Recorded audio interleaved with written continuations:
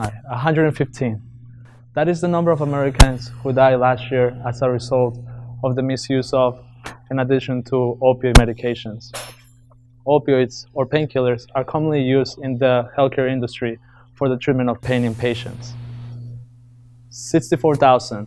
That is the number of Americans who died in 2016, leading to opioid drug abuse to become the #1 cause of accidental death, from which 3 out of 4 new heroin users start out by misusing prescription painkillers.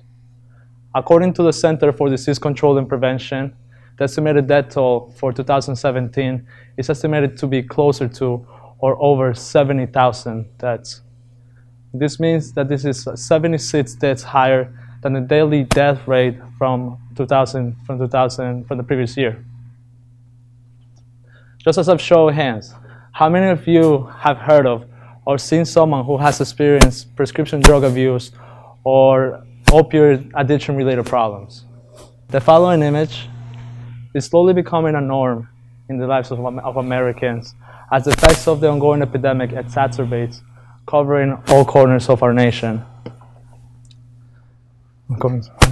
As a matter of fact, Syracuse is one of the cities that's experiencing the effects of the ongoing epidemic the worst, as patients are constantly being rushed into emergency departments suffering from the effects of abuse, overdose, and addiction to these drugs. As a pre-medical student, I wanted to create something that really was impactful for society. I wanted to create something that really changed the way that we saw healthcare. And then it all started at the emergency department at the local hospital, where I had the opportunity of working at the emergency department as a medical scribe, where I had the chance of seeing firsthand the consequences of prescription drug abuse through the number of patients being rushed in, convulsing, and seizing in front of my eyes. This led me to say to myself that something had to be done. In particular, there was this scenario when an elderly man was rushed in due to the effects of abuse.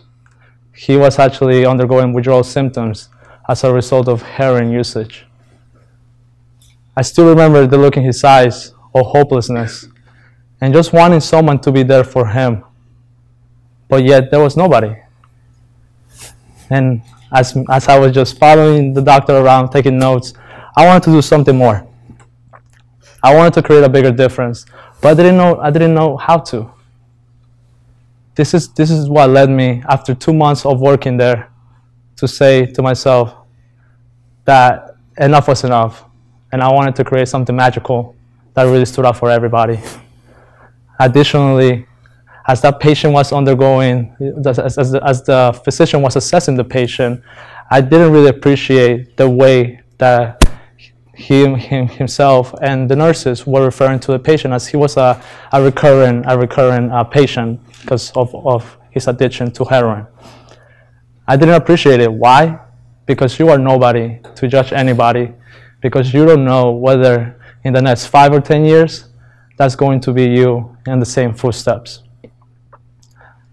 As I mentioned previously, I decided to quit my job and became lost with the vision of digital healthcare. But what is digital healthcare? And why is it so vital to combating the largest public health emergency affecting our nation? Digital healthcare allows for the interconnection of all the sectors involved in the treatment, care, and guidance of patients, from the patient himself, herself, all the way to the insurer and the government agencies like the DEA and CDC, which are in charge of ensuring optimal quality care is being provided at all times. During my time here at Syracuse, I had the opportunity of creating a digital health platform that provides patients with the first pre-programmed treatment plans on the market, offering multiple languages, that pretty much guides them throughout the treatment progress, regardless of race, condition, or socioeconomic status.